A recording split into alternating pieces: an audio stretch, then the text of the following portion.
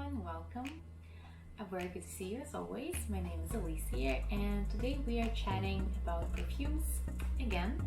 But today I decided to switch up a little bit the subject of our conversation and actually talk about perfumes I am somewhat regretting purchasing because usually on this channel I talk about perfumes I really love, but not that those are terrible, but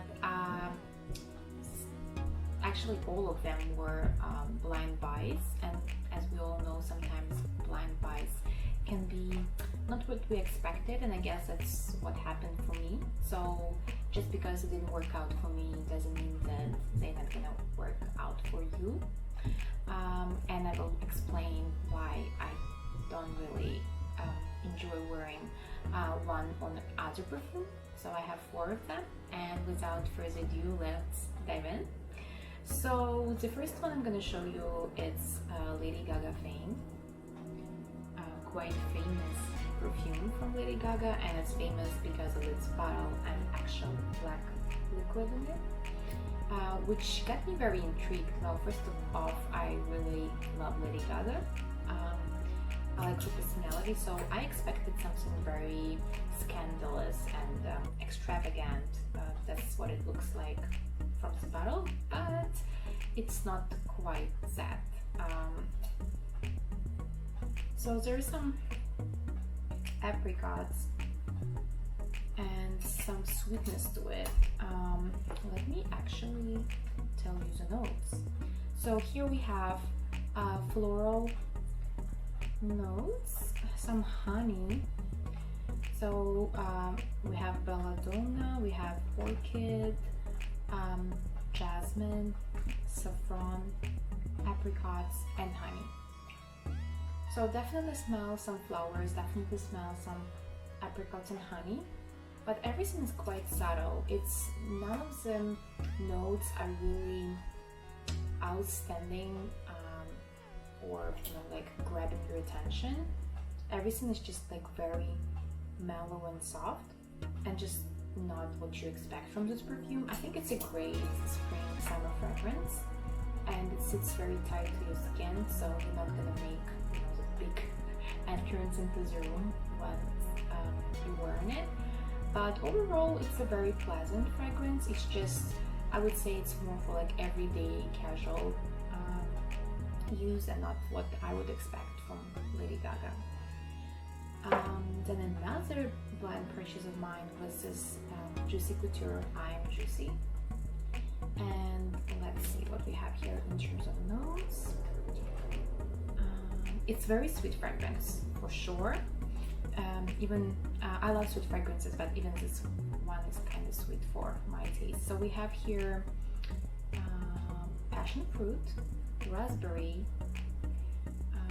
gardenia, pomelo, rose, and some other flowers. We have amber, musk, and I believe cashmere wood. Yes, so very, very sweet. It smells almost syrupy, and I think I would have guessed that there is vanilla, but apparently there is not. I definitely smell some berries, so I guess that's raspberry, some flowers, and just lots of sugar. So if you really love sweet fragrances, then you probably would like it. But for me it was a little bit too much. I wear it still, but more like an evening fragrance or when I'm ready for all of that syrupy bouquet, but not exactly what I expected. And then the third one is this Amor Amor from Couture, and I actually love Couture fragrances. I think they're such a timeless classic, and this one, if you remember, was very popular in the 90s and early 2000s, so I was very excited because I don't think I ever owned this fragrance, but I remember that everyone had it back when I was a teenager. So here we have some citrus notes, and that's actually what attracted me. I really wanted like a nice citrus fragrance.